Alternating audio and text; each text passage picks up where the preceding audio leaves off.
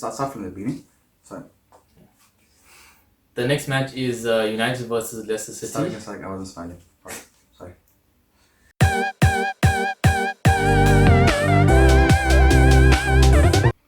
What I know is ZARV Nation, the show made for those by the O's. Welcome back, guys. So this is the review for match day 5 of the English Premier League. So kicking off first with Liverpool versus Newcastle. Liverpool winning that one 3-1. Yeah, very convincing victory from Liverpool. But surprising start to the game. Jay Williams from Newcastle opened the scoring for them. What a cracker, bro. Yeah, absolute banger, actually. Yeah. So yeah, that's the only good thing that came out from Newcastle in the whole game, I'd say, because ever since that goal, Liverpool just dominated. Mane came with a brace as usual. Yeah, I think the second goal was a bit suspect from the keeper. Yeah, it was a little bit dicey. Yeah. And then obviously Mo Salah wrapping it up with the goal as well from his end. Liverpool continue their streak, extend their record in the Premier League, and they march on. The next match is Manchester United versus Leicester City at home. So United surprisingly winning that 1-0. Yeah, the United game was a very interesting game as well as a hard-fought game from United. The first goal came in the first half from Marcus Rashford from the penalty spot. Actually scored that one, huh? He did, surprisingly. But I think overall, though, throughout the whole course of the game, Leicester did have a few chances on their end.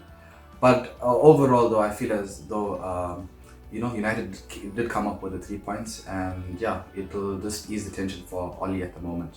Yeah, I know everyone expected Leicester to make quite an upset, yeah, but United came out with the big shit end of it. 100%. On to the next match, which is Tottenham versus Crystal Palace at home. What a thumping by Tottenham, 4-0 today. Clinical. The first half was demolition derby for them. Hyung Sung-min scored a brace. Eric Lamela scored a goal as well, and there was also an own goal from Ben Aldridge. Yeah, Harry Kane missing out. So. Yeah, he did, but overall, though, I think Poch will be happy with the overall performance from his team currently. Yeah, I think a lot of people also expected an upset in this game, or at least a draw. At least a goal, at least, from Crystal Palace, especially being fourth on the log, before the game was actually started.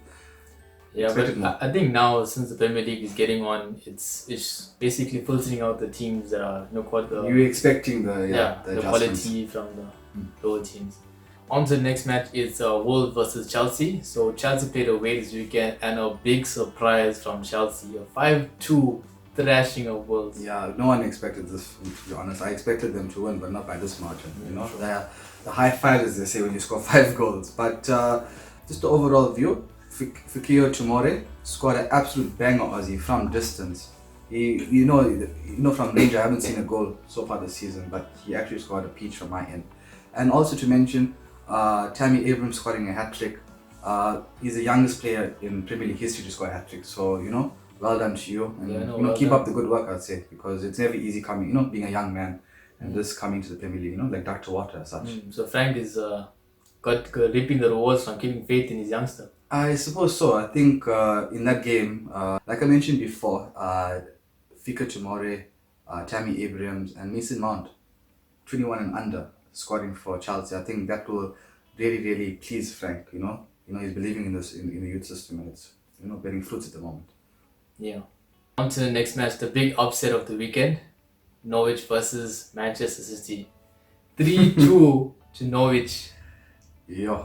Who could have predicted that? I don't think anyone would have expected what has happened. I think we're still reeling from it as such currently.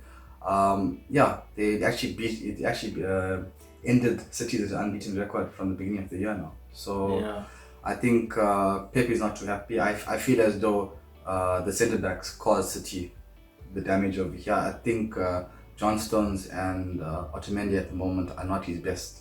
It says something that would just report out that your defense looks so shaky. Yeah, no, definitely. I think, if I'm not mistaken, I came across an article saying that Port is like a Virgil van Dijk for Man City. So far it's showing some signs of shocking fragility. Shocking defending, especially from Otamendi. Yeah. The stadium really did help Norwich, round up as a team and inspired them. I think scoring 2 goals before half an hour did make a big impact for them. And Timo Pukki, like you mentioned in our previous video, amazing man, assist and a goal. I mean, he scored the goal after half time, which basically gave them that 2-goal lead.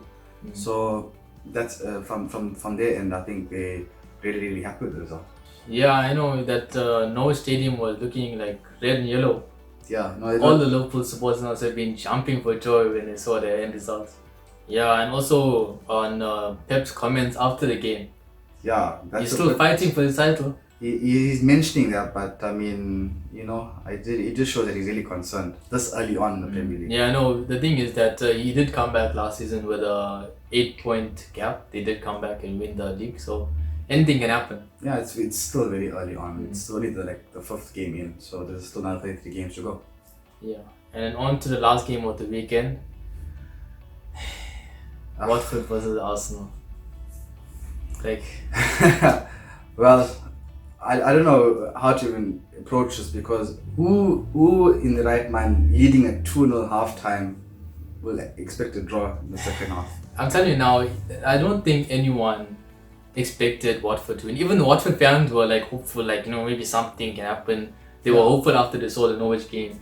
I think the halftime team talk from Kiko Flores from Watford really inspired the team. I think as much as I hate to say it, they really played us in the second half. Honestly, I don't feel that Watford's new manager did much more than what he did in the first half. I mean, if you look at the goals that we conceded, it was Arsenal's fault.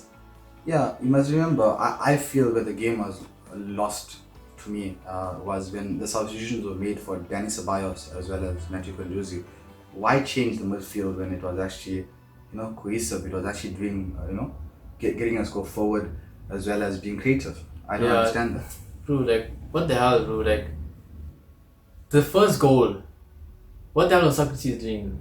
Yeah, then you see Socrates, David Luiz. That penalty from David Luiz is ridiculous. Our defense is shit. Bro. You mentioned as well, Arsenal have conceded 3 penalties in the last 3 games. Now, is that even on?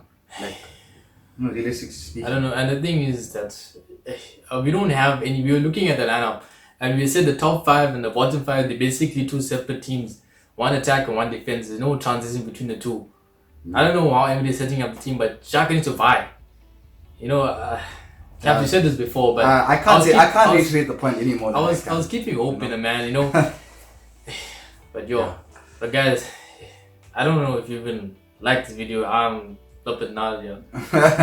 Trust me, I am, but I'm keeping a bit reserved. Yeah. But guys, let us know your comments. Like the video. I would actually say dislike the video. Dislike the video for the Arsenal match, please. And share the video. Thanks.